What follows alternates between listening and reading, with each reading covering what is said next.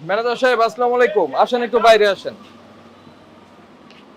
কি দিয়ে করেন? এটা ময়দা আছে। আর কি সোডা আছে? ময়দা সোডা। হাইড্রোস। হালকা হাইড্রোস। হাইড্রোসটা দেখি বের করেন, নিয়ে আসেন, পুরাটাই নিয়ে আসেন।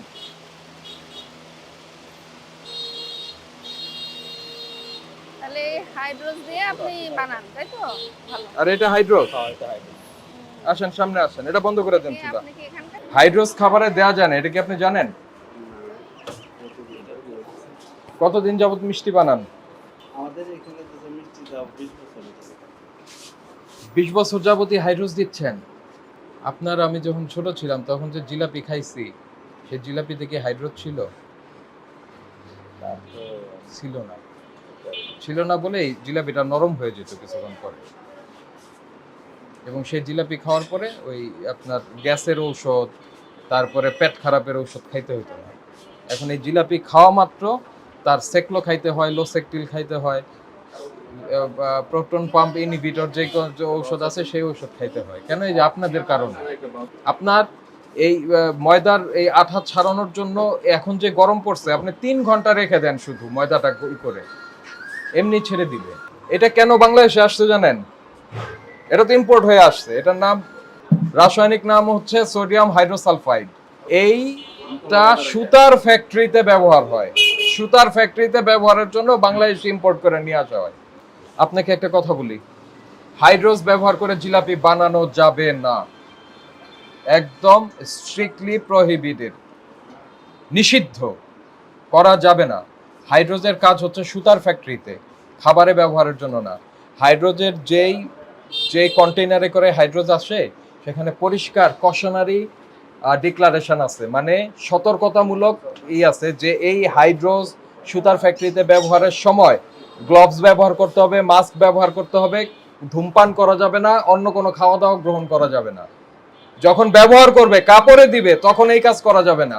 আর সেটা আপনি খাবারে মিশাচ্ছেন, বুঝতে পারছেন? আপনি ঘি বানাচ্ছেন, ঘি তো বিএসটিআই এর বাধ্যতামূলক পণ্য। বিএসটিআই থেকে অনুমোদন নিয়েছেন? হ্যাঁ, কেন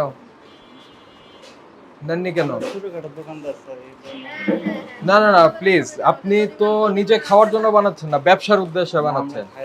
ব্যবসার উদ্দেশ্যে বানাচ্ছেন তো, বিজনেস তো অনেক, তো বিক্রি করবেন মানুষের কাছে, তো বিক্রি যেহেতু করবেন সেহেতু এটা বিএসটিআই থেকে স্ট্যান্ডার্ডাইজ করিয়ে নিতে হবে। আসেন আপনার ফ্যাক্টরিটা দেখি, আসেন। এখানে কি হয় এই জায়গাটায়?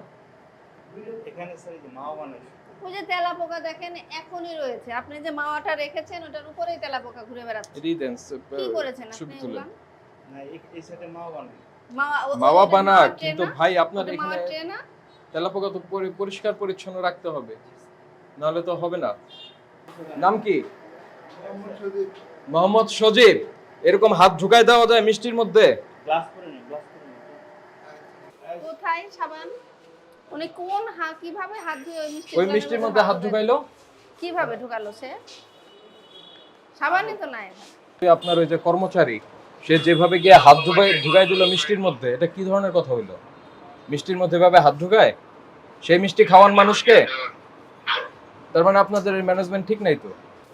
এবং সে যেখানে হাত ধুলো সেখানে কোনো সাবানের ব্যবস্থা নাই, তাহলে কিভাবে হাত ধুয়ে না ধুয়ে সে কি দিয়ে হাত ধুয়ে সে ওইভাবে হাত ঢুকাই দিল? আপনার তেলাপোকা কন্ট্রোল করতে পারছেন না কেন? পেস্ট কন্ট্রোল করতে হবে। দিনের বেলা খাবে হচ্ছে মানুষ, আর রাতের বেলা খাবে তেলাপোকা, সেই সুযোগ নাই তো। আপাতত আপনাকে 1 লক্ষ টাকা ফাইন করলাম। কই কারিগর কোথায়? আসেন, ওই এটা খামিরটা বের করে নিয়ে আসেন প্লিজ। আসেন, এখানে রাখেন, এই জিলাপিগুলি এটার মধ্যে ঢালেন, জিলাপিগুলি এটার মধ্যে দিয়ে দেন। ওই শিরাটাও দিয়ে দেন। ঢেলে দেন, ঢেলে দেন, ঢেলে দেন, ঢেলে দেন। তারপর ওইটাও দিয়ে দেন, কারণ ওই হাইড্রোস ওই তেল ইসের মধ্যেও গেছে। শিরা সহ দেন। শিরাটা একটু দিয়ে দেন, শিরাটা শিরার ভিতরে হাইড্রোজেন ঢুকে গেছে। ফেলে দেন। এ ভাই,